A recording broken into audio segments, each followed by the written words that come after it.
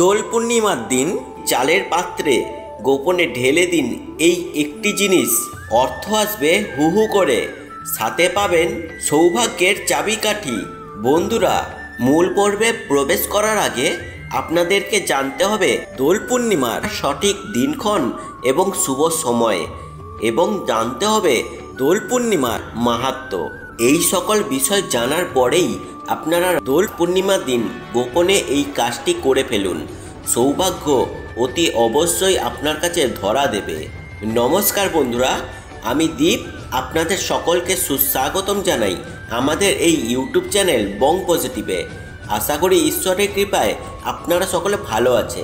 বন্ধুরা, আজকের এই মূল বিষয়টি আলোচনা করার আগে আপনাদের কাছে একটি অনুরোধ, এই ভিডিওটিকে অতি অবশ্যই আপনারা খুব মনোযোগ সহকারে শুনবেন, না হলে হতে পারে কিছু জরুরি ইনফরমেশান আপনারা মিস করে যান।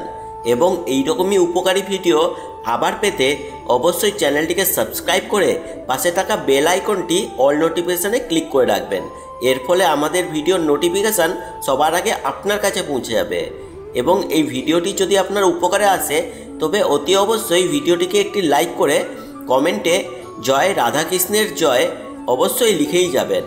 এবং আপনার বন্ধুবান্ধব এবং আত্মীয় স্বজনকে এইরকমই উপকারী ভিডিও অবশ্যই শেয়ার করে দেবেন। এর ফলে ওনারাও উপকৃত হবেন এবং আপনাকেই ধন্যবাদ জানাবেন।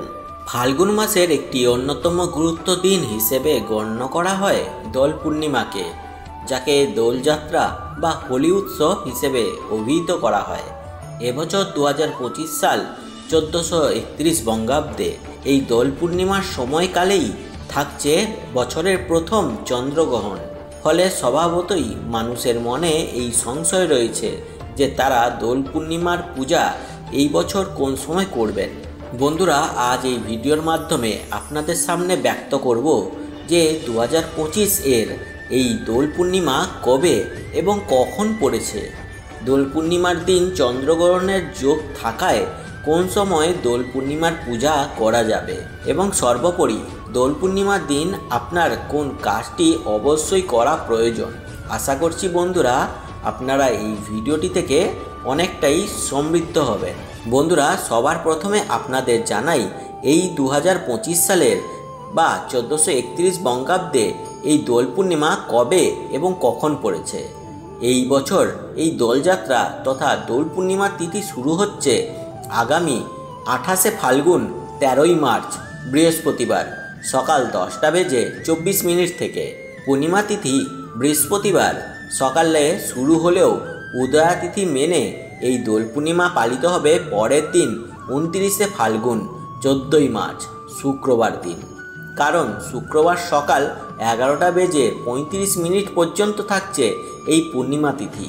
সেই কারণে শাস্ত্রমতে দোল পূর্ণিমার পরের দিন 29শে ফাল্গুন 14ই মার্চ শুক্রবার দিনই পালিত হবে। এবং যেহেতু এই দিন সকাল 11:35 থেকে পূর্ণিমা ছেড়ে যাচ্ছে, সে কারণে যে হোলি উৎসব তা উক্ত সময়ের পরেই থেকেই পালিত হবে। দোল পূর্ণিমার একটি বিশেষ গুরুত্বপূর্ণ অংশ হল হোলিকা দহন, যাকে আমরা ন্যাড়াপোড়া বলি। এই কাজটি সম্পন্ন করতে হবে 28শে ফাল্গুন 13ই মার্চ বৃহস্পতিবার দিন সন্ধ্যা 5:41 থেকে রাত্রি 7:17 মধ্যে। এই সময়েই দোল পূর্ণিমার যে ন্যাড়াপোড়া বা হোলিকা দহন সেই উৎসব সম্পন্ন করা প্রয়োজন। বন্ধুরা, এই বছর এই দোল পূর্ণিমার দিনই থাকছে চন্দ্রগ্রহণের ছায়া। বছরের প্রথম পূর্ণগ্রাস চন্দ্রগ্রহণ এই দোল পূর্ণিমার দিনেই আগামী 29শে ফাল্গুন 14ই মার্চ শুক্রবার দিন সম্পন্ন হচ্ছে। শুক্রবার সকাল 10:29 থেকে লাগছে এই চন্দ্রগ্রহণ, যা থাকছে দুপুর 2:08 অবধি। যেহেতু দিনের বেলায় এই চন্দ্রগ্রহণ সংগঠিত হচ্ছে, তাই এই চন্দ্রগ্রহণ ভারতবর্ষে অদৃশ্য হিসেবে প্রতীয়মান হবে। তবে শাস্ত্রমতে যে কোনো চন্দ্রগ্রহণকেই অশুভ হিসেবে গণ্য করা হয়, এবং চন্দ্রগ্রহণ চলাকালীন সময়ে কোনো শুভকর্ম করা যাবে না। এই কারণে এই দোল পূর্ণিমার দিন যে পূজা কিংবা পালনীয় বিধি তা চন্দ্রগ্রহণ শুরু হওয়ার আগেই সম্পন্ন করা প্রয়োজন। অর্থাৎ শুক্রবার সকাল 10:39 আগেই দোল পূর্ণিমার পূজা এবং পালনীয় বিধি সম্পন্ন করা প্রয়োজন। দোল পূর্ণিমার পূজার সবথেকে শুভ সময় হলো সকাল 7:06 থেকে সকাল 10:24 পর্যন্ত। এই সময়কালের মধ্যেই পূর্ণিমা পুজো এবং পালনীয় বিধি সম্পন্ন করা প্রয়োজন।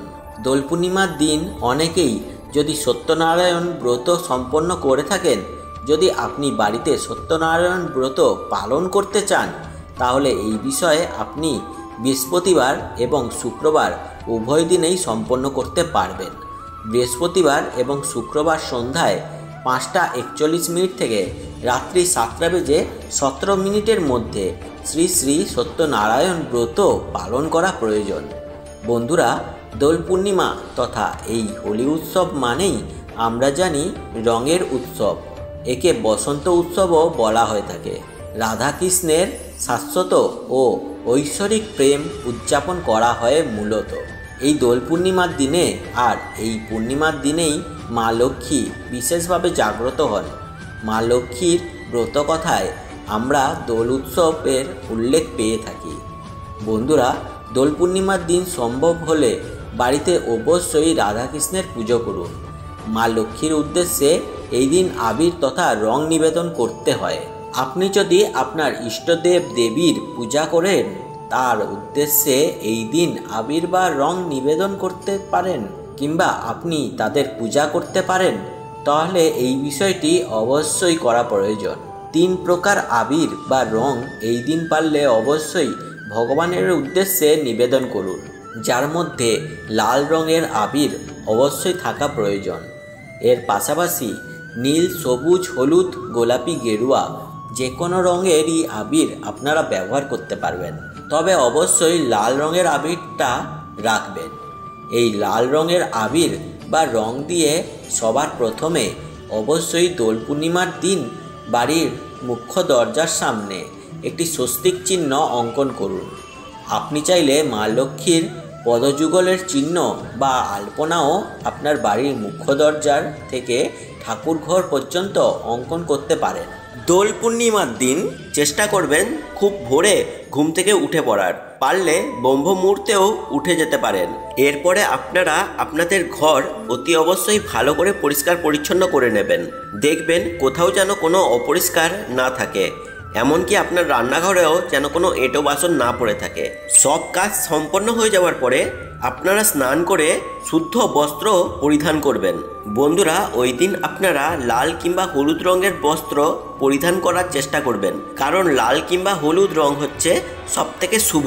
পুজোর সময় আপনারা যে ঘট উদযাপন করবেন, সেই ঘটে অক্ষত পান এবং একটি অক্ষত আতপ চাল এবং তার সাথে নিখুঁত গোটা সুপরি এবং একটি 16 আনা অর্থাৎ 1 টাকার কয়েন, যা বাজারে প্রচলিত রয়েছে, এই সব কিছু আপনারা ওই পুজোর ঘটে রেখে দেবেন এবং যথারীতি যেমনভাবে পুজো করেন তেমনভাবেই পুজো করবেন। পুজোর সময় অতি অবশ্যই ঘটের ওপর এবং সেই পান পাতার ওপরেই একটি ফুল নিবেদন করবেন। পুজো সম্পন্ন হলে সন্ধ্যায় আপনারা সেই পুজোর ফুল সরিয়ে নেবেন এবং সাথে পান, সুপুরি, আতপ চাল ও 16 আনা অর্থাৎ 1 টাকার কয়েনটি তুলে নেবেন। পানটি হয়তো শুকিয়ে যেতে পারে, তাই পানটিকে বাদ দিয়ে বাকি 3টে জিনিস আপনারা একটি লাল শালু কাপড়ে জড়িয়ে নেবেন। দেখবেন লাল শালু কাপড়টি যেন নতুন হয়ে থাকে। এরপরে ওই 3টে জিনিস আপনারা লাল শালু কাপড় সমেত আপনাদের রান্নাঘরের চালের পাত্রের একদম নিচে রেখে দেবেন। বন্ধুরা, আপনারা জানেন চাল হচ্ছে সৌভাগ্যের প্রতীক, তাই চালের পাত্রটি সর্বদা পূর্ণ রাখার চেষ্টা করবেন। যখনই চালের পাত্র থেকে অর্ধেক চাল বের হয়ে যাবে, আবার আপনারা অর্ধেক চাল ভর্তি করে চালের পাত্রটি সর্বদা পরিপূর্ণ রাখার চেষ্টা করবেন। এর ফলে মা লক্ষ্মীও খুশি হবেন এবং আপনাদের সৌভাগ্য বজায় থাকবে। এরপরে আপনারা আপনাদের দুয়ারে অবশ্যই 2টি মাটির প্রদীপ প্রজ্বলন করবেন, সাথে একটি প্রদীপ আপনার তুলসী মঞ্চেও প্রজ্বলন করবেন, কারণ এই স্থানগুলি আলোকিত করে রাখা অত্যন্ত প্রয়োজন। বন্ধুরা, আপনারা কোনো মতেই চালের পাত্র থেকে সেই জিনিসগুলি বের করবেন না। এইভাবে 1 বছর চলে যাওয়ার পরে আবার পরবর্তী দোল পূর্ণিমায় আবার একই রকমভাবে এই উপায়টি করবেন। এইভাবে আপনাদের সৌভাগ্য বজায়ও থাকবে। এই উপায়টি খুবই সহজ, কিন্তু আপনাদের খুবই নিষ্ঠার সাথে তা করতে হবে। যদি নিষ্ঠার সাথে এই উপায়টি করতে পারেন তবে অতি অবশ্যই রাধাকৃষ্ণের কৃপা এবং মা লক্ষ্মীর কৃপা আপনার ওপর সদা সর্বদাই বজায় থাকবে। আশা করছি বন্ধুরা আপনাদের এই ভিডিওটি অনেক উপকারে আসবে। তাই ভিডিওটিকে যদি আপনারা এখনও লাইক না করে থাকেন তবে একটা লাইক করেই দিন এবং কমেন্টে জয় রাধাকৃষ্ণের জয় লিখেই যান। আপনারা সকলে ভালো থাকবেন, সুস্থ থাকবেন এবং শ্রীকৃষ্ণের নামগান করতে থাকবেন। রাধে রাধে।